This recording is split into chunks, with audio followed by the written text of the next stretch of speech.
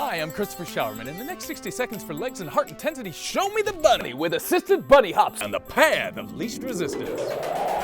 Find a sturdy fence, tree, or post near a high step or raised flat surface. Secure your leashes so the handles hang about chest high.